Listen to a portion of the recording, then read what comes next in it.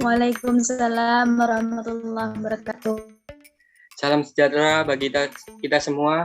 Semoga kita senantiasa diberikan nikmat, kesehatan, dan senantiasa dilindungi oleh Allah Subhanahu wa Ta'ala dimanapun kita berada. Amin, amin, amin, ya Robbal Alamin. Selamat malam semuanya. Izinkan saya memperkenalkan diri. Saya di sini selaku moderator malam hari ini bernama Dwi Arifianto, selaku sekretaris kewirausahaan Hima Prodi Ekonomi Syariah UIN Sunan Ampel Surabaya. Pada malam hari ini, saya yang akan memandu acara Cangkruan Ekonomi Kemasyarakatan Jilid 7 yang bertema mengupas wakaf, uang, dan potensi di Indonesia. Sebelumnya, saya ingin mengucapkan terima kasih dan selamat datang kepada para partisipan yang sudah hadir di acara pada malam hari ini. Sebelum acara saya mulai, saya akan membacakan aturan selama acara berlangsung bagi semua partisipan. Yang pertama, yaitu semua partisipan harus menghadiri acara ini harus menghadiri acara dari awal hingga akhir acara.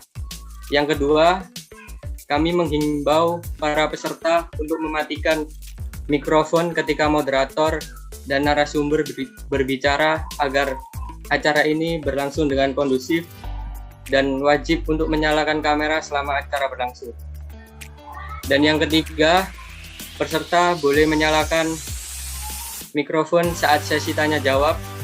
Jika Anda memiliki pertanyaan, Anda dapat langsung bertanya dengan mengaktifkan kamera dan mikrofon, atau bisa langsung pada kolom chat. Selanjutnya, saya akan membacakan susunan acara pada malam hari ini. Yang pertama yaitu pemaparan materi oleh narasumber. Yang kedua, tanya jawab. Dan yang ketiga, penutup. Baik, selanjutnya adalah acara yang paling kita tunggu-tunggu.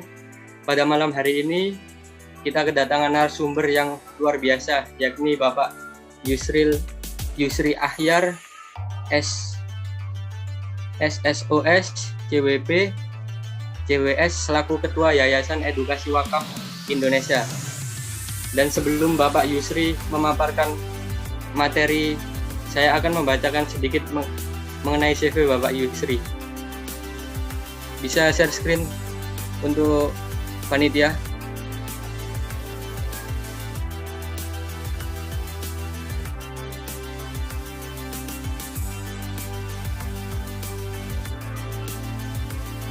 Oke. Kurikulum vitae dari pemateri malam hari ini: jabatan Ketua Yayasan atau Direktur PT EWI Edukasi Wakaf Indonesia. Data pribadi: nama lengkap Yusri Ahyar, nama panggilan Yusri, tempat tanggal lahir Medan 28 Februari 1983, agama Islam, suku Jawa, kebangsaan Indonesia, jenis kelamin laki-laki. Alamat tinggal Perum Kadisono Baru, nomor 23, RT 004, RW 016, Margorejo, Tempel, Sleman. Telepon 0812 6525 775. Untuk emailnya ahyar230@gmail.com. Data pendidikan Sekolah Dasar SD Muhammadiyah Kisaran Sumut, Sekolah Menengah Pertama SMP Hangkesturi Medan Sumut, Sekolah Menengah Atas SMA Saveris 3 Palembang Sumsel. Pendidikan tinggi Universitas Muhammadiyah Sumatera Utara. Adapun pengalaman kerja beliau tahun 2012 sampai 2013 menjadi Financial Advisor Bankes Insurance Danamon Manulife. 2013 sampai 2016 Business Development Support Aksa Finansial. 2016 sampai sekarang Regional Syariah Trainer Spesialis Sun Life Syariah. 2015 sampai sekarang Ketua Yayasan Edukasi Wakaf Indonesia 2017 sampai sekarang Direktur PT Edukasi Wakaf Indonesia 2020 sampai sekarang Direktur LPK Edukasi Wakaf Indonesia.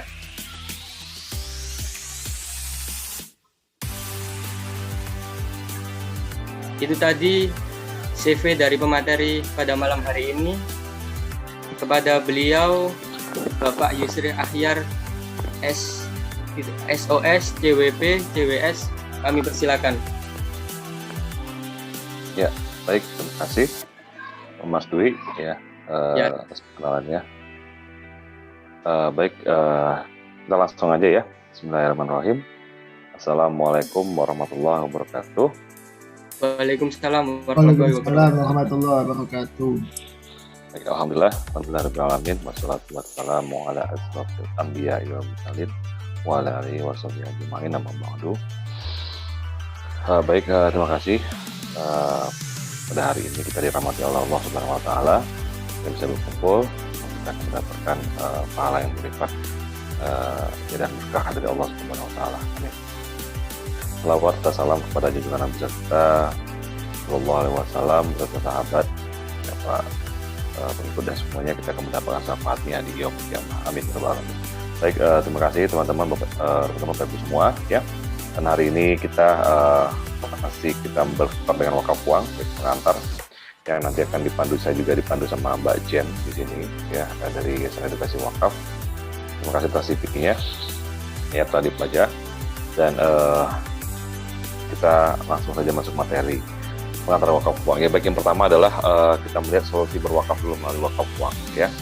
Solusi apa yang menjadi wakaf uang ya, apa yang ada di benak teman-teman di sini yang Anda saat mendengar kata wakaf, apa yang terjadi ya, apa yang terngiang gitu ya. Jadi melihat bahwa wakaf itu adalah sedekah yang butuh biaya besar, sudah pasti seperti itu ya. Sedekah yang eksklusif, sedekah yang butuh komitmen yang sangat tinggi. Ini yang paling utama kalau kita bisa ngomongin masalah wakaf gitu ya. Oke, next. Kemudian apa respon Anda teman-teman juga bila saat ini diminta untuk melakukan wakaf gitu ya. Melakukan wakaf ini mengajak ya, diajak wakaf, apa yang di benak gitu ya. Pasti merasa bahwa belum waktunya ya. Ini belum waktunya dipanggil, apa belum waktunya berwakaf gitu ya. Belum waktunya, belum saatnya gitu ya. Tapi kalau saat dipanggil baru berwakaf gitu ya, nggak bisa lagi gitu ya. Nah, kemudian nanti aja ya, itu tidak wajib. Kemudian masih belum cukup berharta atau harta yang belum ada gitu ya. Ini yang pasti merasa dalam semua orang ya, hampir semua orang beranggap berpikiran seperti itu atau merasa seperti itu. Ya, next. Baik. Karena selama ini kita melihat bahwa wakaf itu ada wakaf klasik. Selama ini aku berpikir bahwa ada wakaf tanah gitu ya, ada wakaf bangunan gitu ya. Yang dimana bila wakaf bangunan dan tanah ini itu membutuhkan biaya yang besar ya, biaya besar dan kemudian komitmen yang sangat tinggi. Tapi apakah siap? Apakah mampu gitu ya? Apakah sudah, walaupun disiapkan dari sekarang, tapi lihat ke depannya bagaimana ya persiapannya? Apakah dananya bisa dipakai untuk yang lain atau untuk khusus wakaf gitu? Nah, ini akan menjadi komitmen yang sangat tinggi. Kemudian bagaimana caranya agar kita dapat berwakaf dengan mudah, murah dan sederhana? Ini yang sebenarnya kita selama ini gaungkan, bahwa wakaf mudah, murah dan sederhana, bahwa agar wakaf dapat dilakukan dengan mudah ya, murah, maka harus ada harta benda wakaf yang dimiliki oleh semua orang. Kira-kira apa sih yang dimiliki semua orang? Semua orang punya hartanya gitu ya. Mari kita lihat dulu di dalam undang-undang, bahwa ini kan undang-undang positif nomor 41/2004 tentang wakaf ya, bahwa di pasal 16 itu ada wakaf, ada harta benda itu ada dua ya. Yang pertama adalah benda tidak bergerak ya, harta benda wakaf yang tidak bergerak, apa? Tanah, bangunan, dan tanah. Kemudian ada yang bergerak ternyata ya, harta benda wakaf yang bergerak apa? Uang, logam mulia, hak sewa ya, kendaraan, kemudian ada surat berharga dan hak kekayaan intelektual. Nah, ternyata dari tanah bangunan ini ya, kita ada benda lain yang yang lain bisa diwakafkan gitu ya. Ya. Nah, benda apa yang dimiliki oleh hampir semua orang? Yaitu apa? Apa yang dimiliki oleh semua orang? Itu adalah uang. Jadi uang ini adalah benda yang dimiliki hampir semua orang ya, yang dapat diwakafkan. Artinya pengamis itu punya uang ya. Boleh nggak wakaf? Boleh gitu ya. Artinya semua orang ya. Jadi teman-teman yang ada di sini juga pasti di kantongnya masih ada uang nggak? Masih ada uang ya. kalau dibilang ngomong misalnya, oh ada emas nggak? Belum tentu, ya gitu ya. Nah, tapi kalau misalnya ada uang, pasti semua punya uang. Nah, kemudian sebelum datang undang-undang, ya ada namanya fatwa, ya Komisi Fatwa Majelis Ulama Indonesia ya, bahwa tentang wakaf uang di tahun 2002 itu menyatakan bahwa wakaf uang hukumnya zawas, boleh, intinya harus dilestarikan, ya, kemudian tidak boleh dihibahkan, tidak boleh dijual. Artinya benar-benar dilestarikan, dikelola, yang kemudian berkembang. Ingat, konsep wakaf itu adalah dikelola, ya, berkembang, bermanfaat, gitu ya. Kalau zakat, infak, sedekah habis, ya, langsung disalurkan, ya. Oke, lanjut. Next. Nah, wakaf uang itu sendiri adalah tidak ada batas minimal, ya, tidak ada batas minimal pecahan mata uang terkecil yang berlaku bisa, ya. Kemudian wakaf uang bebas sengketa, ya, hukum. Kemudian dokumennya itu legal, ya, akte ikrar wakafnya yang legal. Kemudian ketiga adalah pokok wakaf uangnya dilindungi, ya. Nah, artinya sanksi, ya, pidana atas pelanggaran pengelolaan itu juga dikenakan, gitu ya. Kemudian ada yang keempat adalah hasil amal jariah cepat, ya. Kenapa? Karena langsung dikelola. Kemudian berwakaf bagi almarhum, ya, artinya adalah bakti jasa dan jasa anak kepada orang tuanya. Nah, ini, ya, kelima ini. Berikutnya, next. Nah, wakaf uang adalah solusi berwakaf bagi siapapun. Semua orang boleh berwakaf, boleh. Itu menjadi solusinya, ya. Next. Artinya adalah semua sah secara hukum agama dan hukum negara. Sehingga ini pasti berhubungan dengan namanya hukum negara dan hukum hukum yang berlaku, ya, atau sudah dalam melakukan undang-undang, ya. Kemudian apa aja jenis program wakaf uang? Kita lihat, ya. Kita lihat jenis wakaf yang program wakaf, ya. Kita bisa mulai dari wakaf uang, gitu ya. Kemudian sesuai dengan peraturan BWI pasal 10 ayat 1, ya, menyatakan bahwa yang pertama adalah next, minimal wakaf uang kolektif ini adalah ini mencoba gitu ya, bahwa wakaf kolektif adalah sangat mudah. Murahnya kenapa? Karena kan minimal wakafnya 50.000. Ya. Jadi dana abadi sosial, ya, kemudian amal jariahnya langsung mengalir, kemudian dapat sertifikat dan dapat akte ikrar wakaf uang. Jadi artinya adalah wakaf ini sangat mudah, semua pun bisa, ya. Bahkan mungkin teman-teman, wah, saya juga per hari malah menghabiskan 50.000. Nah, ini bagaimana dengan wakaf yang dimulai kolektif dengan 50.000? Bisa nggak? Bisa. Semua orang bisa berwakaf? Bisa. Gitu ya. Next, berikutnya. Ini ada contoh sertifikat dan akte ikrar wakaf uangnya, ya, langsung resmi dari Kementerian dan Badan Wakaf Indonesia dan dikeluarkan oleh BTN Syariah, ya. Kolektif itu artinya berarti kumpulan nama-nama yang ada di situ ditulis, ya. Siapa yang berwakaf 50.000 tadi, ya, ditulis. Ya, boleh, ada 100.000, ya, ada 150, gitu ya. Boleh ditulis namanya, nanti dikumpulin, kemudian baru disalurkan untuk diwakafkan, gitu ya. Nah, yang istimewanya adalah kalau misalnya, gitu ya, teman-teman bisa berpikir bahwa hanya dengan wakaf lah 50.000 itu dapat sertifikat dan akta ikrar wakaf uang yang oleh pejabat bank langsung, ya. Artinya benar-benar legal, ya. Kita kalau sedekah 50.000 langsung udah dikas aja gitu kan, tapi nggak tahu mana, ya, untuk apa peruntukannya nggak tahu, gitu ya. Tapi kalau wakaf 50.000 jelas peruntukannya karena ada sertifikat dan akta ikrar wakaf uang. Jadi benar-benar tertata, gitu ya. Nah, gitu ya. Next, berikutnya. Nah, setiap berwakaf akan menerima sertifikat dan akta ikrar wakaf uangnya, walaupun cuma 50 nih. Nah, kemudian mau punya akta nama sendiri. Tadi kan kalau kumpulan kan dia kolektif. Nah, kalau bagaimana kalau punya nama sendiri? Ya, silakan di wakaf uang, namanya wakaf uang abadi di peraturan BWI nomor 1 2020 pasal 6 ayat 1, ya. Berikutnya. Nah, ini minimal wakaf uangnya 1 juta, ya. Kemudian dia ada dana abadi sosial, kemudian amal jariahnya langsung mengalir dan dapat sertifikat dan akta ikrar wakaf uang. Jadi dimulai 1 juta, ya, kalau dia mau namanya sendiri, ya. Seperti ini contohnya.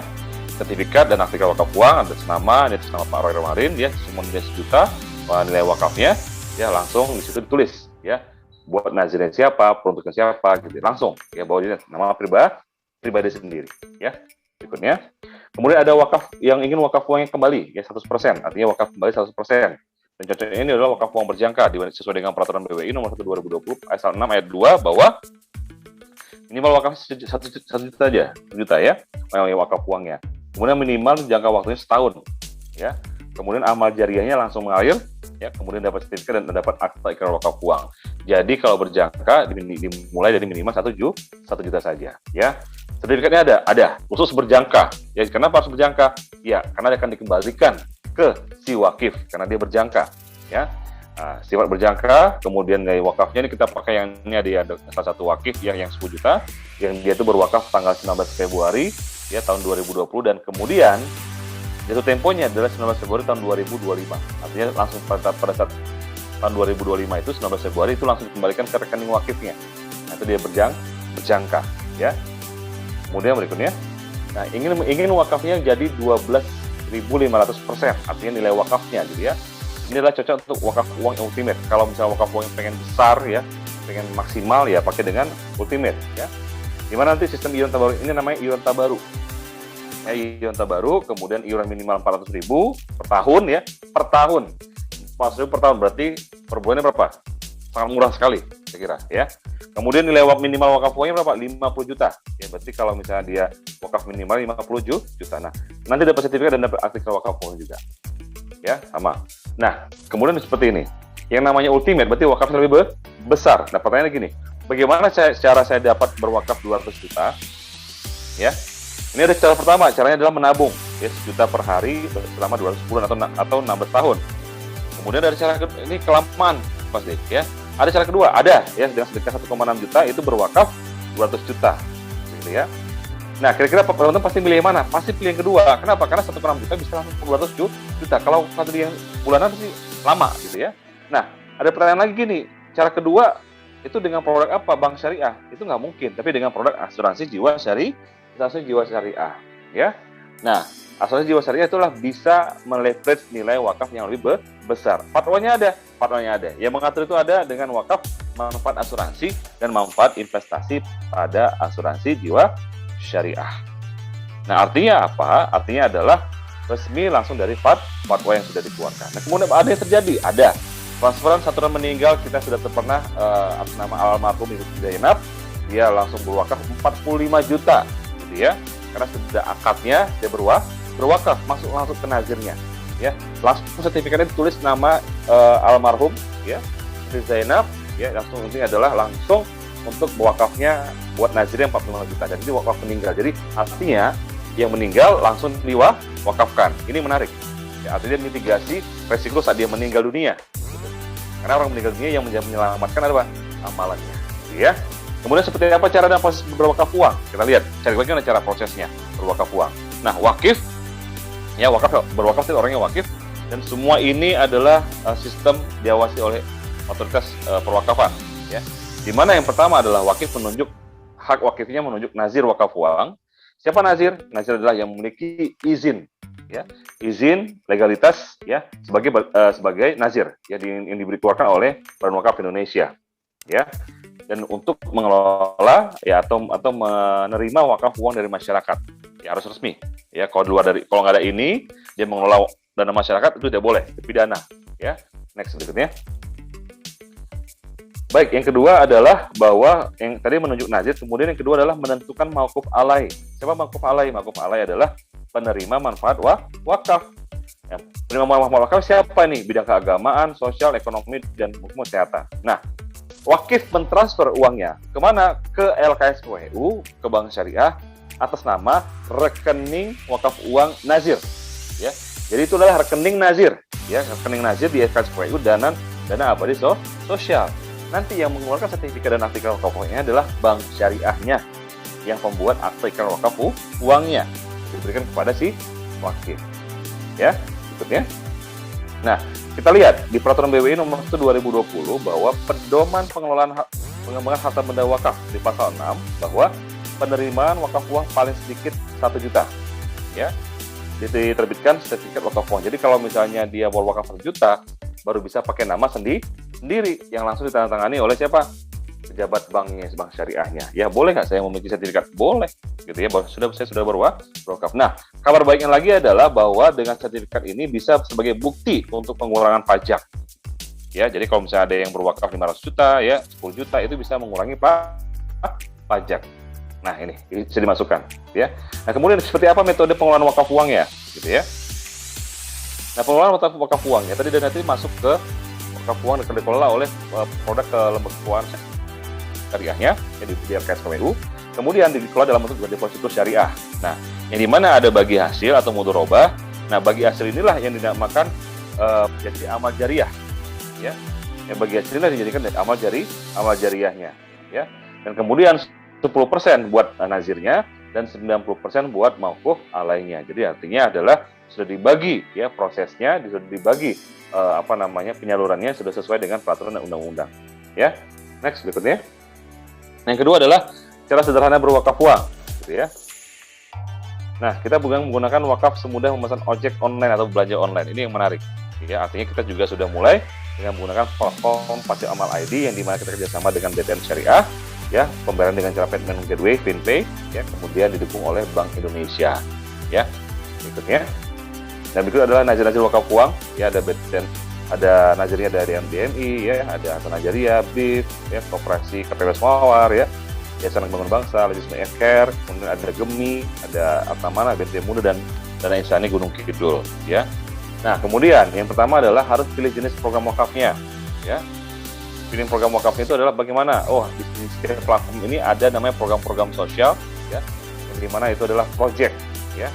Contoh kita lihat adalah dana pemodal dana abadi permodalan UMKM nasional, ya.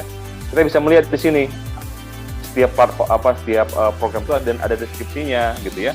Ada ini programnya apa sih? Kita bisa detail pelajari. Kemudian kalau bisa pengen nanya lagi, kita bisa hubungi pihak nazirnya. Ada nomor teleponnya, ada emailnya, gitu ya. Ada informasi mitra nazirnya juga. Ini sebagai pengelolanya siapa ini? Untuk bisa benar-benar, oh ini benar nggak sih dikelola, benar nggak sih jalan. Ada nomor teleponnya, bisa koordinasi lagi, bisa tanya-tanya lagi, boleh, gitu ya. Next berikutnya, yang kedua adalah pilih jenis wakafnya, ya. Pilih jenis wakafnya, ya. Kita lihat ini wakafnya ada wakaf kolektif, ya, mulai dari 50.000, ya. Kelipatan jumlah wakafnya boleh, mau dikali 1, 2, 3 itu karena boleh satu keluarga, misalnya gitu ya, boleh, ya. Next. Dan ini sudah dilengkapi kalau misalnya kita bingung, ada videonya, cara bagaimana berwakafnya, gitu ya, bagaimana cara memulainya, gitu ya, sudah ada semua videonya. Nah, kemudian ada wakaf abadi, itu juga dengan 1 juta, ya, 1 juta itu juga bisa berwakaf dengan 1 juta dengan mendapat sertifikat, ya.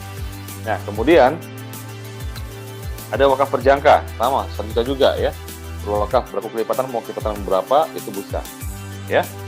Nah, berikutnya. Nah, juga ada program terakhir tadi, ada yang 12.500, ya, nilainya wakafnya itu dengan ajukan tabaru wakaf. Kalau wakafnya pengen lebih besar, nilai wakafnya tadi ya sebagai santunan meninggal, itu dengan menggunakan ajukan tabaru wakaf. Nah, yang ketiga adalah fitur wakaf abadi bagi almarhum. Ya, fitur wakaf bagi almarhum adalah di dalam platform sudah disediakan bagaimana untuk almarhum, ya, berwakaf untuk almarhum sudah disiapkan, tinggal diisi namanya siapa, ya, nama wakifnya siapa, wakaf bagi almarhum namanya siapa, kemudian binti siapa, ya. Nah, itu bin atau binti, nah, itu langsung bisa dipilih, gitu ya. Bahwa kita juga orang yang sudah meninggal juga bisa boleh berwakaf atas nama siapa, ya.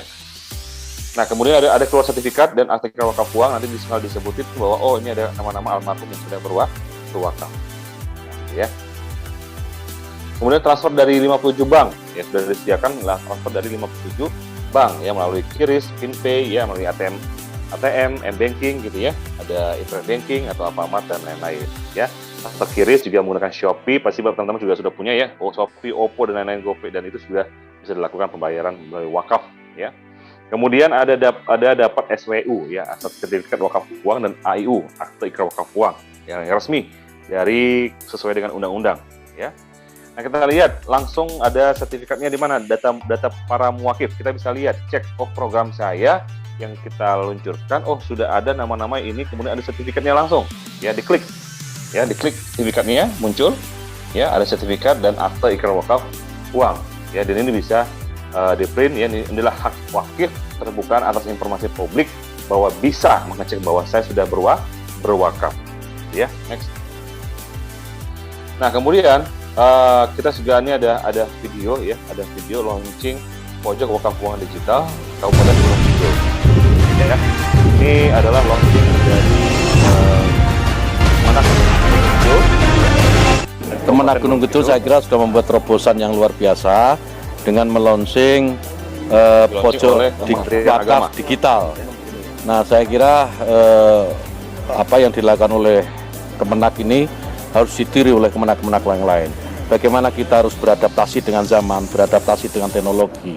Dan wakaf digital ini tentu saja selain mendorong orang untuk mau berwakaf juga memberi kemudahan. Kan begitu. Wakaf tidak lagi memerlukan proses yang panjang berbelit-belit dengan harus datang secara fisik, tapi ini difasilitasi dengan cara-cara digital. Saya kira ini terobosan luar biasa dan harus ditiru oleh Kemenak yang lain. Oke, ya.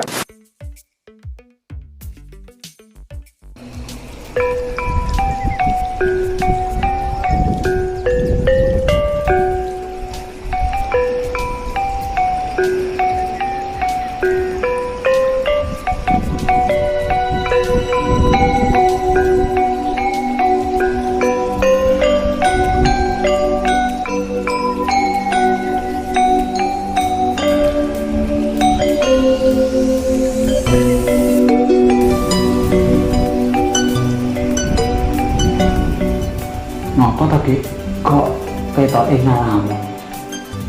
Ngeten lho Mas. Kuwi kan derek pengaosan. Lah Pak Ustadz niku ngendika wonten 3 amal ingkang boten putus sinaosa sampun sedo. Salah setunggalé amal jariah. Pak Ustadz niku ngendika wakaf niku termasuk amal jariah. Lah kula niku dadi kepikiran Mas. Kula niku pengen wakaf atas nama simbok. Tapi kan awak dhewe lak mboten gadah lemah to Mas. Kayak ajeng pripun nggih? Sik ini kae tanggone dhewe Mbak ini kayane malah bar saka KUA. Nggih, wakaf tapi berupa uang. Jadi ora berupa tanah wakaf kuwi. Lah napa saged to Mas? Bisa Dek. Saiki wakaf iki bisa berupa uang tunai, tidak harus berupa tanah. Tuhan jelasnya besok diterima Mbak Yuni KAW ya.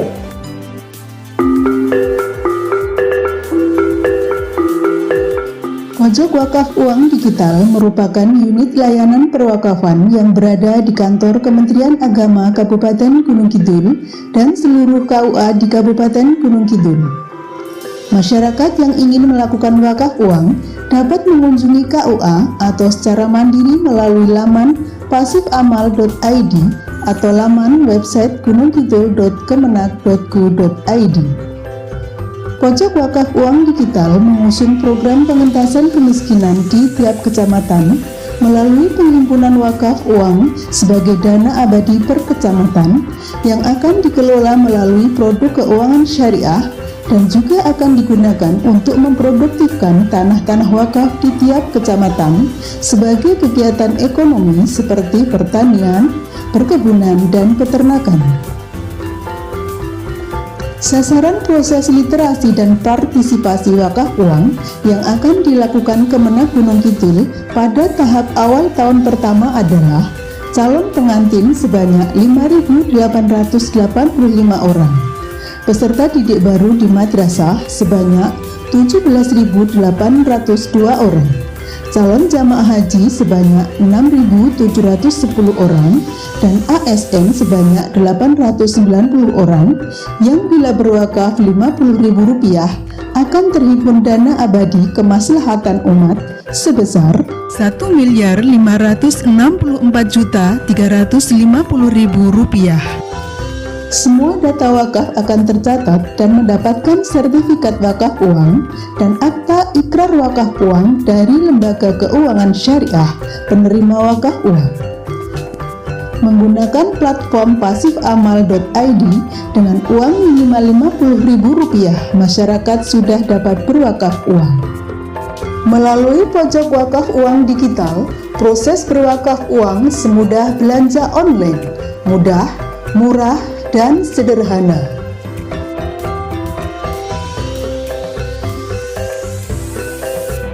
Alhamdulillah, saiki wakaf luwih gampang.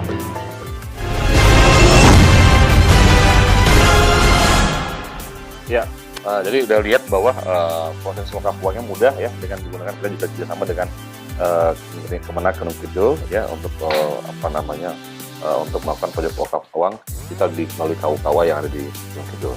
Lalu kita sudah lihat rekor muri ya, juga sudah mencanangkan rekor muri wakaf secara serentak ya untuk mengumpulkan nilai yang besar ya, kurang lebih hampir 4.000 wakif, kemudian terkumpul hampir 200 juta. Ya, baik teman-teman sekalian, bahwa kita akan lanjut ke bagaimana wakaf uang dampak holistik dan sistematiknya.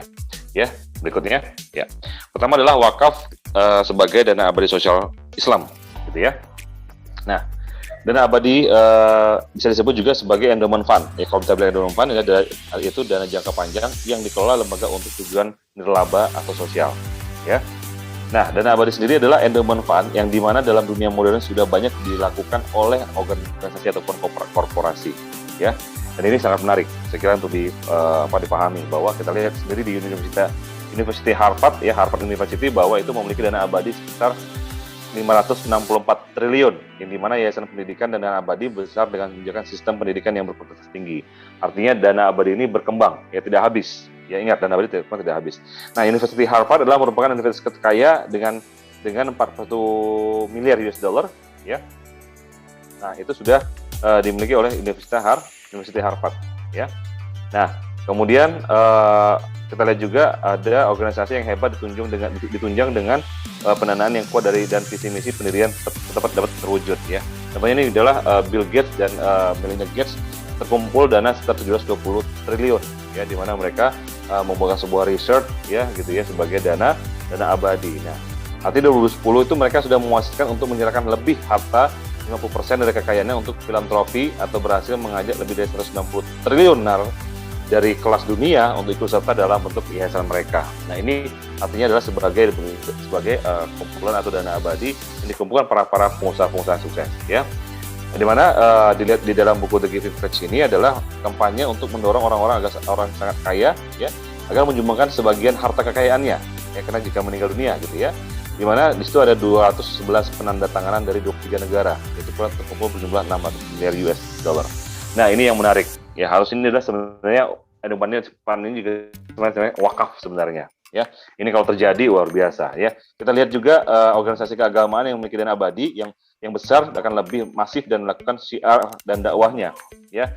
Artinya kalau kita punya dana misalnya 30 triliun umat Islam, wah, luar biasa, ya, untuk bisa melakukan syiar dan wakafnya. Ini adalah Katolik di Philippines, ya. Ini adalah dana organisasi di Katolik di Philippines. Itu ada kurang lebih 30 triliun. Ini keren sekali. Kalau misalnya umat Islam menuju ke sana, ini luar biasa, ya.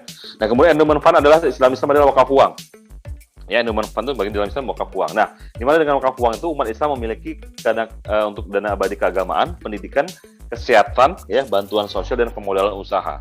Harusnya sudah menuju ke sana. Jadi Indonesia menjadi sejahtera. Ya, kenapa? Karena masing-masing sudah memiliki dana abadi itu akan bertambah, ya.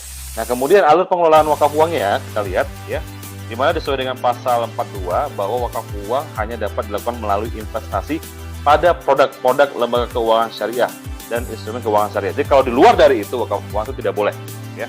Itu salah, gitu ya. Karena sesuai dengan Undang-Undang Nomor 42, ya. Bahwa setiap wakaf uang, ya, ngomongin uang, ada akte, ada sertifikat, ya. Di mana di situ adalah masuk dana ke giro wadiyah, wakaf, nazir, ya, kemudian melakukan pemblokiran. Ya, artinya ada dana itu diblokir, ya, sah bahwa nazir memerintah bank syariah atau LKSPWU untuk memblokir dananya. Ya, namanya wakaf harus diblokir, tidak boleh dihabiskan. Kalau yang namanya uang langsung dihabiskan, ya sama aja kan sedekah dengan infak, gitu ya. Nah, ini jelas, ya. Ini langsung melakukan pemblokiran, ya. Next, berikutnya. Nah, kemudian nanti setelah pemblokiran rekening wakaf ini langsung, ya. Kemudian nanti di sini kita lihat bahwa ada yang namanya produk pengelolaan wakaf uang, ya, untuk pemindahan dana wadiyah untuk ke pengelolaan tiap awal bulan, ya, sebagai produk pengelolaan wakaf uang, ya. Di mana ada standarisasi lagi. Di standar kedua adalah pemindahan bagi hasil, ya, penampungan bagi hasil itu rekening penampung mudharabah, gitu ya. Yang ketiga adalah penyaluran bagi hasil untuk disalurkan bagi mauquf alai atau rekening nazirnya, langsung disalurkan. Nah, kemudian program inkubator nazir adalah di mana yang pertama adalah tidak boleh menghimpun dana wakaf uang, ya, menghimpun dana wakaf uang nazir tidak boleh menghimpun wakaf uang dari masyarakat sesuai dengan ketentuan peraturan, ya. Kemudian inkubator nazir ini adalah untuk mengakomodir di mana YEWI bekerjasama dengan nazir wakaf uang mengajukan skema inkubator nazirnya, ya. Kemudian lembaga non nazir, ya, dan memiliki virtual account. Jadi ada virtual account-nya untuk wakaf uang abadi dan wakaf uang berjangka. Sebagai inkubator nazir itu dia ada dua rekening sebagai wakaf uang virtual account abadi dan virtual account yang untuk berjangka. di mana manfaat pengelolaan wakaf uang ini akan diterima pada rekening lembaga non-nazir, langsung diberikan kepada mitra nazirnya. Ya, nah ini adalah surat permohonan dari virtual account-nya, ya langsung, ya, bahwa di situ ada nomor rekening, ya virtual account, ya ada wanita Islam di sini, ya melalui nazirnya adalah Dewan Masjid Indonesia, ya sebagai nazir induknya, ya. Nah kemudian di mana nanti giro wadiah wakaf nazir itu di bawahnya itu ada nazir, ya inkubator nazirnya. Yes, itu akan dikeluarkan virtual account-nya. Dan kemudian nanti pada saat penampungan itu akan langsung diberikan kepada rekening nazir, langsung mudharabah, disalurkan langsung kepada si nazir A, rekening nazir dan rekening mitra nazir B. Langsung disalurkan, dia tidak boleh melalui nazir induknya, nggak boleh. Ya. Nah kemudian yang ketiga adalah bagaimana produk pengelolaan wakaf uang. Ya. Nah, di sini kita lihat misalnya contoh misalnya ya ada program wakaf yang misalnya di mana pemblokiran dana ya pokoknya itu di 1 miliar gitu ya. Kemudian ada virtual account 1 miliar, berarti ada inkubator nazir memiliki dana 1 miliar gitu ya. Kemudian ada bagi hasil di situ per bulan ya. 6 juta per bulan. Nah, itu langsung 6 jutanya langsung digunakan ya, disalurkan gitu ya. Di mana di sini ada pilihan-pilihan pengelolaan yang menarik untuk bisa bahwa pengembangan wakaf ini bisa maksimal gitu ya. Nah, kemudian yang kedua adalah ada program impian spesial atau BIS ya, manfaat uang ini bagaimana diberikan di depan. Ya, di mana sebagai hadiah, namanya hadiah dari wadiah ya, sesuai dengan fatwanya bahwa dana 1 miliar itu diberikan hadiah 5 tahun ke depan, ada keluar dana 300 juta. Ya 300 juta ini apa? Bukan utang, bukan pinjaman ya, tanpa jaminan, artinya ini langsung bisa disalurkan sebagai modal usaha ya, usaha berbasis wakaf. Gimana bagaimana membiayai usaha tanpa hutang, tanpa jaminan, tanpa angsuran, kita denda riba ya, tanpa riba 100% pokok modal tetap utuh. Nah, cuma ada di wakaf. Bagaimana caranya? Kita lihat jumlah investor atau kita bilang wakif ya, ada 100 orang. Kemudian ada wakaf berjangka ya, per wakifnya itu investornya adalah sebanyak 10 juta ya. Berarti kalau dikalikan 100 berarti ada 1 miliar ya, wakaf berjangka 5 tahun ya. Bila ditaruh dalam rekening wadiah akan keluar 300 juta sebagai modal usaha tanpa riba, dan bila dalam 5 tahun usaha bangkrut maka 100% tadi yang wakif ya, setelah 5 tahun tadi wakif tadi akan kembali 100% wakaf uangnya dan modal ya, atau modal ya, artinya tetap kembali ya, itu namanya wakaf yang berjangka. Berikutnya yang ketiga adalah produk akad mudharabah muqayyadah, yang dimana wakaf uang itu melakukan kerjasama ya, atas untuk investasi dan kerjasama pada si pihak ketiga, yaitu bagaimana proteksi asuransi pembiayaannya seperti apa. Nah, berikut modelnya di pasal 42 bahwa investasi di luar bank syariah harus diasuransikan pada asuransi syariah. Nah, jadi artinya walaupun di luar dari itu dia boleh, tapi harus diasuransi secara syariah. Nah, di mana ada pembangunan mitra nazir mempermohonan nazir ya, kemudian dilakukan pengajuan kepada LKSPWU, kemudian kesepakatan jangka waktu yang pembiayaan programnya, kemudian harus diproteksi dengan asuransi pembiayaan syariah, di mana pembangunan sebuah pembangunan proyek ya, dana wakaf 1 miliar digunakan untuk pembangunan tanah, gedung gitu ya, atau apapun itu ya, itu nanti akan dikembalikan 20 bulan atau 10 tahun, berarti per bulannya ada 8,4 juta per bulan, itu tanpa ada margin sedikit pun ataupun bagi hasil atau bunga sedikit, tidak ada ya. Dan ini memiliki 2 aset, artinya apa? Aset tetap ada, wakafnya tetap utuh, itu yang menarik ya. Kemudian pengelolaan dana itu juga bisa dalam bentuk penyaluran permodalan usaha ya, bagi BMT, BPRS, fintech syariah dan lain-lain. Itu bisa pengembalian nisbahnya 12% yang akan dibagi 5% untuk pengelola, kemudian 7%, next berikutnya 7%, 7% untuk nisbahnya langsung diberikan kepada disalurkan bagi hasil yang lebih tinggi ya, ke rekening mitra nazir. Jadi juga bisa disalurkan dalam program-program permodalan dan program untuk pembangunan. Ini yang menarik ya. Nah, kemudian yang keempat adalah dampak wakaf uang secara holistik adalah bagaimana Anda dapat apa dampak wakaf uang terhadap industri keuangan syariah di Indonesia. Ini akan sangat besar dampaknya ya. Kita lihat ya. Dana pihak ketiga dari wakaf uang yaitu bisa fast dan easy funding ya, spiritual motivation ya, social purpose, kemudian ada cheap cost of fund ya, kemudian ada endowment fund. Artinya adalah bagaimana likuiditas bank syariah semakin tinggi, semakin besar ya, bagaimana mismatch untuk pembiayaannya semakin kecil. Kalau misalnya bank syariah modalnya sebesar yang melalui wakaf uang, ini akan menjadikan nilai dana yang terkumpul besar untuk di bank syariah itu semakin besar. Selama ini kita tahu bahwa bank syariah semakin kecil modalnya, kenapa? Jadi biayanya besar. Kalau modal likuiditasnya besar akan jadi penyaluran kecil ya atau mudharabahnya. Nah, kemudian wakaf uang menjadi fondasi keuangan syariah di mana bebas riba mampu menggerakkan ekonomi syariah dan yang berbiaya rendah dan kompetitif bagi dunia usaha dengan peran perbankan syariah yang kuat dan perkasa. Artinya dengan syariah kita bisa membutuhkan sebuah pertumbuhan ekonomi syariah. Nah, apa dampak wakaf uang atas pemanfaatan tanah wakaf di Indonesia? Kita lihat bahwa tanah wakaf Indonesia kurang lebih hampir 500.000 hektar ya dapat dikelola secara produktif dengan modal wakaf uang yang sudah terbentuk. Ya, selama ini kita lihat bahwa 90% tanah wakaf itu masih tanah kosong, belum dimanfaatkan atau dimaksimalkan. Nah, kalau misalnya dibikin sebuah profit dari bisnis yang didirikan oleh tanah wakaf, didirikan di atas tanah wakaf itu adalah seperti mall, apartemen, atau tower gitu ya, pertanian, pabrik, lalu disediakan untuk kegiatan keagamaan, sosial, pendidikan, kesehatan, modal ini akan cepat pengembalian profit yang sangat besar ya. Kenapa? Karena kita tanah wakaf itu adalah nol. Nah, ini adalah contoh bahwa sebuah hotel di Aceh yang dimana dampaknya sudah ada hasilnya, bahwa dari hasil buku petunjuk ibadah haji dan uang wakaf sebesar Rp1.200 atau sekitar 4,2 juta rupiah. Wakaf sendiri diambil dari keuntungan Hotel Ramada dan Elaf Al-Masair peninggalan Habib Bukak Asy, orang Aceh yang dulunya menetap di Mekah, Arab Saudi. Ia pun mewakafkan hartanya 200 tahun yang lalu untuk orang Aceh yang datang berhaji. Aceh, هو لم يحج وأرسل مبلغ من المال لكي يعني ينشأ مباني لاستقبال الحجاج الآشيين، وهذا كان قبل حوالي 200 سنة، يعني هذا تاريخ قديم حقيقة. Telah dilakukan sejak 2006, pemberian wakaf akan terus dilakukan setiap tahun. Selama hotel peninggalan Bukak Asy yang memiliki keuntungan lebih dari 10 miliar per tahun tersebut beroperasi. Sangat bersyukur, berarti ada indatu kami, orang tua kami yang dulu berani, yaitu dengan sikapnya yang cukup berani membeli tanah di Mekah. Jadi tujuannya untuk anak cucunya ke depan. Dalam menerima wakaf, jemaah tidak dapat diwakilkan orang lain. Pihak Baitul Asy lah yang akan menghampiri jemaah saat penyerahan wakaf dilakukan. Ken Lintang melaporkan untuk NET.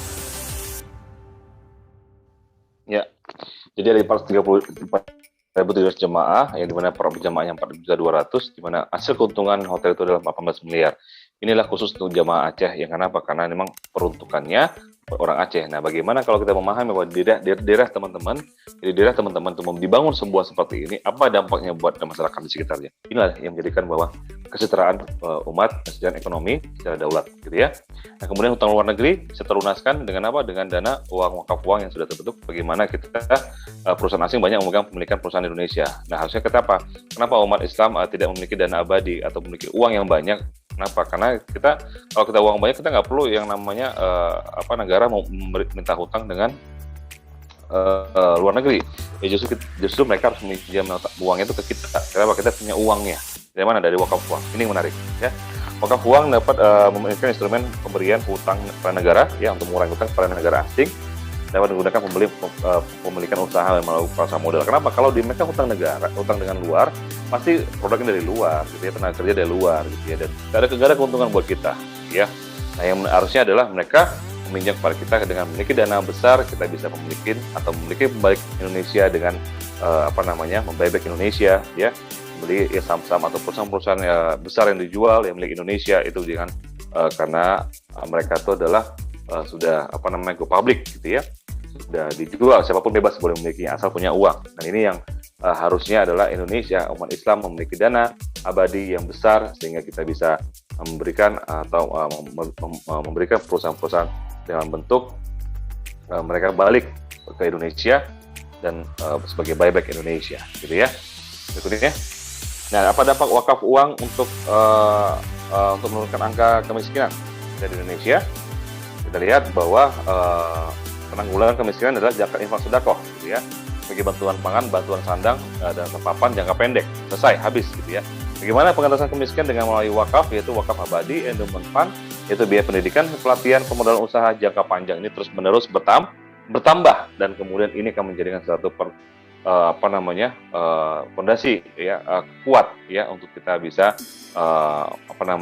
sebagai dana abadi yang dimiliki untuk program-program yang ke depan untuk kesejahteraan umat. Ya, berikutnya. Pemerintah Belanda terpaksa menutup ruang penjara karena kekurangan stok penjahat.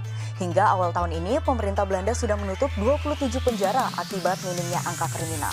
Tahun lalu, agar penjara Belanda tetap beroperasi, Norwegia diperbantukan untuk menyumbang 1.000 orang tahanannya.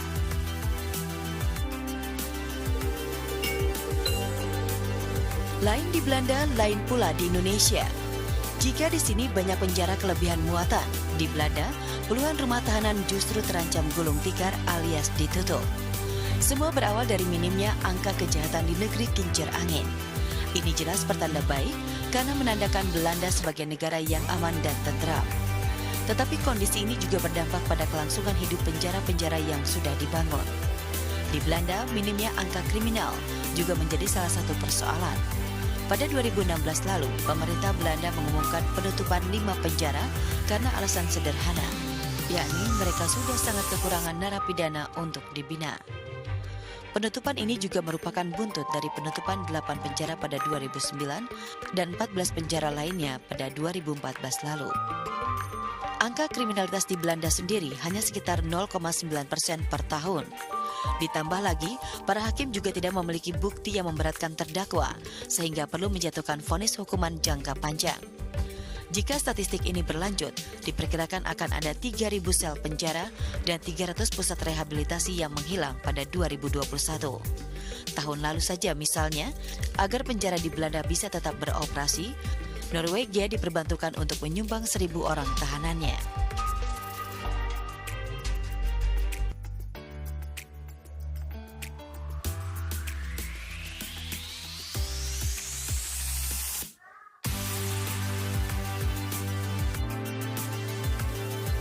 Ya, Bapak Ibu, jadi kita lihat bahwa Belanda adalah negara sekuler, ya.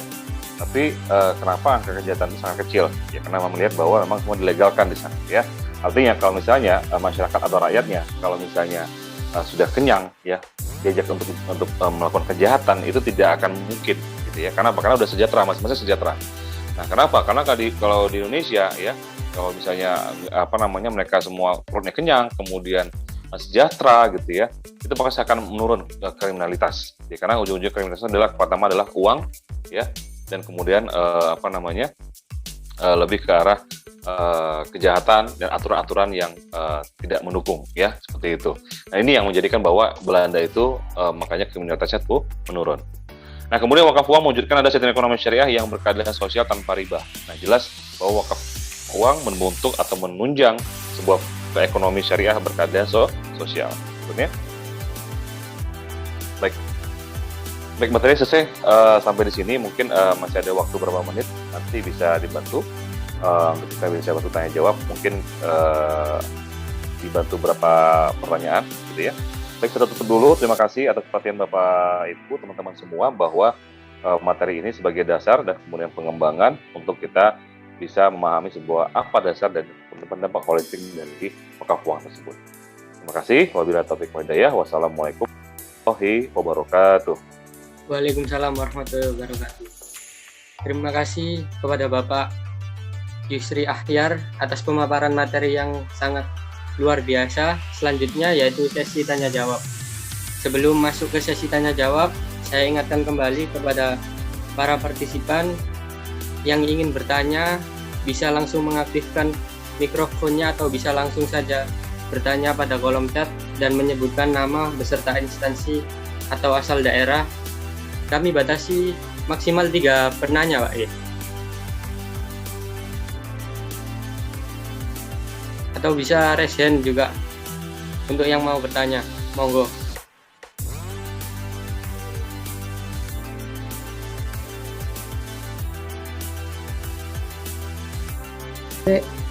Masa akan rek bengi-bengi ngantuk.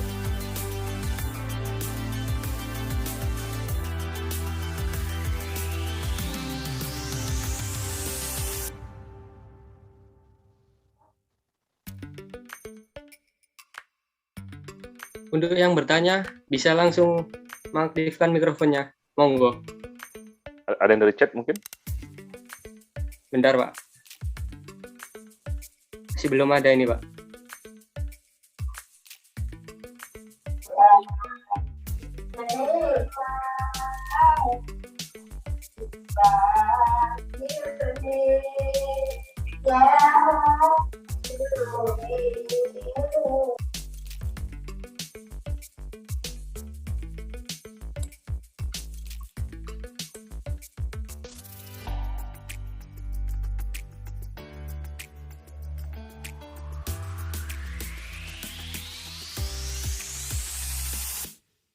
Ini sudah ada satu penanya Pak dari Mbak Laila Maghfiro.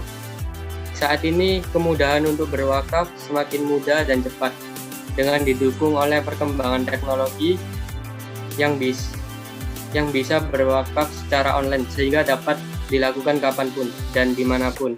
Dengan adanya kemudahan tersebut, bagaimana menurut Bapak agar wakaf bisa dijadikan lifestyle sehingga dapat meningkatkan literasi wakaf untuk masyarakat dan meningkatkan kesejahteraan umat? Ya, menarik sekali pertanyaannya. Ya, baik. Berarti ini harusnya bisa dengan teman-teman yang masih muda ya, bahwa apalagi dengan menggunakan sistem online ya, harusnya kita nggak mau kalah nih, ya nggak kalah. Kenapa? Karena yang waktu kita dapat rekor muri itu adalah mereka yang berwakaf melalui online dan melalui QRIS ya, itu adalah usia di atas 60. Jadi harusnya anak muda sekarang ini harusnya tidak kalah dengan bisa menggunakan atau meliterasi atau syiar mengajak orang untuk berwakaf dengan cara online harusnya lebih mudah ya, lebih simpel, lebih gampang ya, karena kita setiap hari berurusan dengan online ya, baik itu kita promosi ya atau melakukan literasi ya. Jadi bukan hanya literasi sebuah TikTok yang kita tahu selama ini. Kalau misalnya viralnya juga TikTok, kalau lu nggak wakaf nggak keren gitu ya. Bagaimana caranya teman-teman itu menciptakan wakaf itu menjadi lifestyle, wakaf itu menjadi suatu kebutuhan nantinya, bahwa dengan cara mudah, murah dan sederhana ya. Apalagi kita sudah disiapkan platform yang sangat mudah ya oleh Pasif Amal ID. Ini akan menunjang kinerja dari para tim ya, para mitra ya, para yang lainnya, adalah harusnya itu bisa menjadi kemudahan bagi siapapun untuk melakukan wakaf dengan sistem digital ya. Dan apalagi kita sudah menyiapkan di KUA ya, nanti kedepannya masih di daerah Yogyakarta dilakukan itu untuk bisa berwakaf dengan mudah melalui KUA sebagai tempat untuk melakukan wakaf gitu ya. Jadi sebenarnya ini juga menarik untuk teman-teman yang harusnya lebih familiar dengan melakukan online digital. Ini akan membuat kita lebih percepatan literasi dalam wakaf melalui Pasif Amal ID dan dengan konsep digital. Begitu. Baik, terima kasih Pak Yusri Ahyar. Untuk penanya selanjutnya bisa langsung on mic atau tulis langsung di kolom chat, monggo.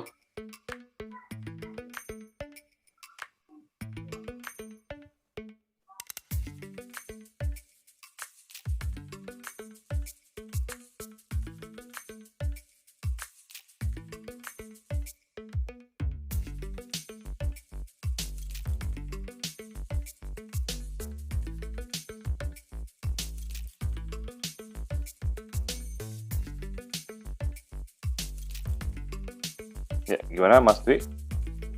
Ya ini masih belum ada Pak.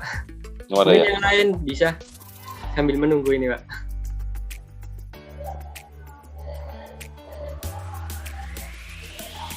Nanti kita juga bisa tuh ada ditampilkan oleh Mbak Jen video ODOS ya, One Day One CR. Bagaimana cara mudah kita bisa melakukan CR itu melalui via WhatsApp ya, kita bisa bagikan, kita share kepada teman-teman kita ya. One Day One CR mengajak orang untuk berwakaf ya. Ada videonya, mungkin saya tunjukkan tiba videonya seperti ini ya.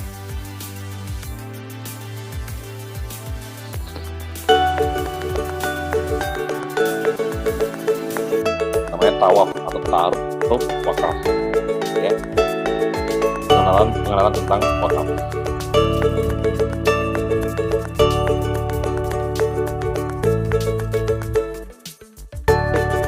hal-hal kecil yang bisa kita lakukan ya, untuk mengajak orang berwakaf.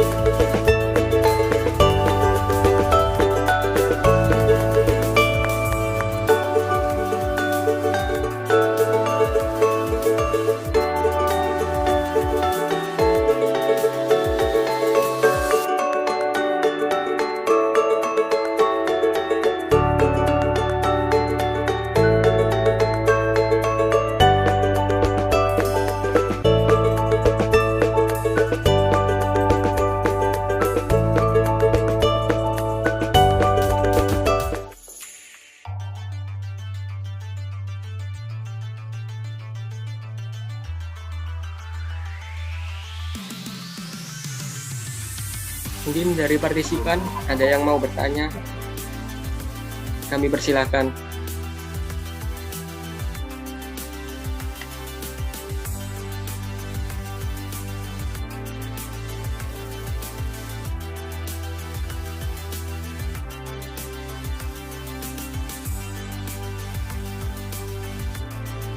Monggo partisipan untuk bertanya.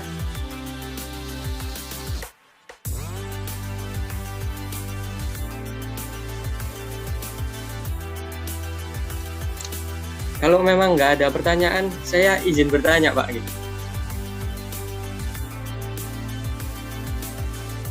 Mengenai wakaf, Pak.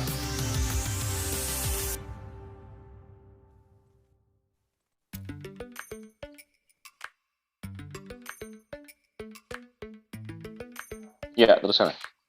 Oh, okay. Kan kemarin itu, kalau nggak, ya beberapa bulan yang lalu kan, digaungkannya dengan CWLS itu, suku link wakaf itu, Pak. Itu kan potensinya cukup besar, Pak. Dan terus yang saya tanyakan ini, apa keunggulan suku link wakaf ini apa, dan juga ini kegunaannya untuk apa gitu, Pak? Mungkin bisa dipaparkan, Pak. Ya, jadi selama ini kan kita melihat bahwa link suku wakaf ini adalah sebenarnya membantu juga pada mengembangkan dana wakaf itu, ya. Misalnya masyarakat atau mungkin misalnya di satu negara pemerintah gitu ya, kalau untuk membangun tol gitu ya, dia nggak perlu hutang gitu, dia minta aja ke dana wakaf gitu, tapi nanti langsung diterbitkan yang namanya sukuk gitu kan, oleh pihak dari pemerintah sebagai surat hutang negara, bahwa nanti kan setiap bagi hasil kan sudah langsung masuk ke wakif ke wakaf uang, ya, itu bertambah gitu ya, artinya itu masuk ke dalam keuntungan bagi pengelolaan wakaf uang. Ini kan menarik gitu. Nah, artinya pemerintah di situ juga dia nggak perlu jauh-jauh lagi dia untuk memakai dana, ya, pakainya dana dari umat. Nah, tapi nanti siapkan sukuknya gitu. Dan ini yang juga orang bisa berwakaf bahwa dana saya juga bisa dikelola di sukuk misalnya gitu kan. Artinya jelas penggunaannya gitu ya, jelas pemakaiannya. Jadi sehingga sistem bagi hasilnya juga sudah cukup jelas gitu. Seperti itu, Mas, kira-kira gambaran. Apa itu nanti ikut itu, Pak, dimasukkan ke SWF yang dicanangkan pemerintah itu, Pak? Intinya ini memang masih baru, ya, artinya memang masih belum siap. Kenapa? Karena memang makanya harusnya ada dana wakaf ini khususnya dari udah lama, bukan harusnya dari 2000 sejak kita launching 2010, ya, tapi karena memang literasi ini belum sampai dengan tepat, atau misalnya belum terliterasi dengan baik, ya, sekarang dengan adanya kita seperti ini, ya, sudah mulai bukan lagi namanya literasi, ya, sosialisasi, tapi mulai yang adalah mobilisasi, ya, mobilisasi wakaf kita sudah jalan, gitu ya. Nah, jalan yang sudah ada kita siapkan platformnya. Nah, artinya adalah di sini kita mulai harusnya membentuk dulu, gitu ya, membentuk dulu yang namanya dana wakaf atau dana abadi setiap program-program yang terjadi. Nah, artinya di situ kita bisa lihat bahwa dengan potensi dana wakaf yang dikumpulkan, ya, kita lihat saja misalnya umroh, gitu ya, ada 1,1 juta jamaah ya dalam 2018. Nah, di situ terkumpul dana 33 triliun. Nah, bayangkan kalau itu jadi dana wakaf, ini kan besar sekali gitu ya potensi untuk dana umat. Ini yang akan harusnya bisa menjadikan bahwa kesejahteraan umat itu bisa ditumbuh dari adanya dana abadi ya buat program-program yang sudah disiapkan. Nah, yang menarik lagi adalah bahwa dana wakaf ini kan banyak sekali program-program bisa dibuat. Ya, tadi ada dari program yang untuk mudrobah muyodah gitu ya, bisa dipakai dulu gitu kan dalam pembangunan, itu bisa. Jadi artinya dia umat Islam memiliki dua aset ya, aset wakafnya tetap utuh, pembangunan juga tetap berjalan. Nah, kita pikirkan adalah bagaimana untuk pengembangan wakafnya dulu gitu ya. Kalau dananya sudah besar, apapun kita bisa lakukan gitu ya, apapun kita bisa berikan. Artinya bagaimana umat Islam mengenai atau mengetahui dulu bahwa apa itu wakaf uang, apa itu keuntungannya, bagaimana cara pengelolaannya nanti. Justru kita dengan pasif amal ini jelas ya, kemana penyalurannya, kemana arahnya, kemana untuk peruntukannya, gitu Mas. Oke. Baik Pak, terima kasih. Ini ada satu penanya Pak, dari Mbak Yunita Fitria. Ya. Ini bertanya, apa kira-kira peran pemuda sebagai agent of change dalam memberikan pengetahuan untuk menumbuhkan kesadaran masyarakat tentang wakaf? Ya, kita lihat kenapa wakaf kok gitu tidak familiar atau wakaf itu tidak menarik ya. Kenapa? Ya, saya bisa lihat bahwa kenapa wakaf kan kalau lebih zakat. Nah, harusnya adalah wakaf ini lebih menarik dibanding zakat. Gitu. Kenapa? Karena wakaf ini kan menjadi abadi. Wakaf ini adalah pengelolaan untuk jangka panjang, gitu. Atau sedekah yang ultimate, kita bilang sedekah yang ultimate, sedekah yang menghasilkan pahala yang terus-menerus, gitu ya. Memang wakaf ini sunnah, tapi kalau tidak dikerjakan rugi, gitu. Ya. Kenapa? Karena itu yang menyelamatkan kita pada saat di alam barzah. Ya. Kalau zakat selama ini kita familiar zakat, oh iya zakat, karena kalau zakat itu memiliki hak amil. Kalau namanya wakaf tidak ada hak amil atau tidak boleh dipotong, gitu ya. Misalnya contoh gini. Ada dapat zakat 100 juta. Ya, ada dapat dana wakaf 1 juta. Kalau misalnya zakat itu bisa diambil 12,5%. Ya. Kalau wakaf nggak boleh, nggak bisa diambil. Karena wakaf itu harus utuh. Ingat, wakaf, yang dinamakan wakaf itu harus utuh, tidak boleh berkurang. Nah, itu yang menariknya bahwa kita ciptakan bagaimana caranya wakaf ini lebih menarik, lebih cerdas kita bisa memahaminya, yaitu dengan adanya kita ciptakan adalah kompensasi ataupun ujroh bagi para amil wakafnya. Kita sudah menemukan rumusnya, kita sudah menemukan caranya, sehingga wakaf ini bagaimana lebih cepat proses percepatannya, kemudian bagaimana untuk bisa kita melakukan syiar bersama, mengajak berfasabiqul khairat untuk kebaikan dengan mengajak wakaf. Begitu kira-kira. Baik, terima kasih Pak. Ya. Atas jawabannya. Ini sudah 3 penanya. Yeah. Ya. Atau mungkin ada penanya yang lain, monggo. Ya, mohon maaf nih Mas Dwi, ini juga saya ada Oh, iya Pak. Masih ada acara lagi, ya. Mudah-mudahan nanti kita bisa bikin acara lagi, ya. Ke depan ya. Mudah-mudahan nanti kita bisa diskusi lebih lanjut. Kenapa? Karena wakaf ini nggak bisa sekali kita bikin kajian ataupun literasi, ini akan lebih terus-menerus akan menjadi lebih percepatan untuk kita bisa share bersama-sama untuk mengembangkan wakaf uang. Ya. Iya Pak. Ya. Baik, terima kasih Pak. Alhamdulillah semua pertanyaan sudah terjawab. Kami ucapkan terima kasih kepada Bapak Yusri Ahyar yang telah menyampaikan materi dengan luar biasa. Demikianlah acara Cangkruan Ekonomi Kemasyarakatan Jilid 7 yang bertema mengupas wakaf dan potensinya di Indonesia. Sebelum saya menutup sesi ini, saya akan menyimpulkan beberapa hal dari materi yang telah disampaikan oleh Bapak Yusri pada malam hari ini. Wakaf uang ini menjadi solusi ketika kita tidak punya tanah ataupun rumah untuk diwakafkan. Dan pengelolaan wakaf uang ini melalui produk bank syariah.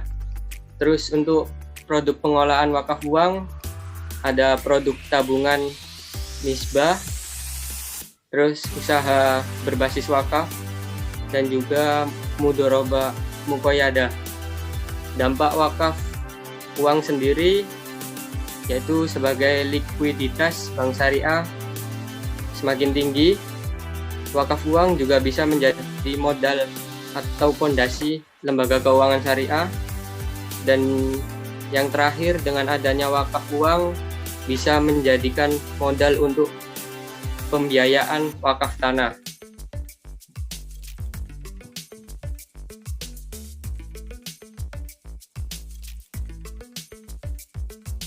Sebelum kami tutup acara pada malam hari ini, kami selaku panitia mengucapkan terima kasih kepada Bapak Yusri Akhyar yang telah memberikan banyak informasi kepada kita semua, dan kami juga mengucapkan terima kasih kepada para partisipan yang sangat antusias dalam mengikuti acara pada malam hari ini hingga selesai.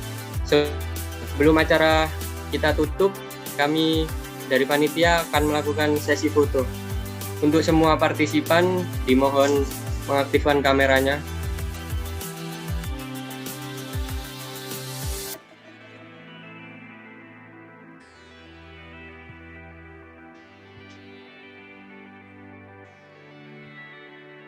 Baik, akan saya pandu. Akan saya hitung. 1, 2, 3. Sekali lagi. 1, 2, 3. Terima kasih semuanya. Demikian acara pada malam hari ini. Saya mewakili panitia mengucapkan mohon maaf apabila ada kesalahan, dan saya selaku moderator mohon undur diri. Semoga kita semua bisa bertemu kembali di lain kesempatan. Terima kasih. Wassalamualaikum warahmatullahi wabarakatuh.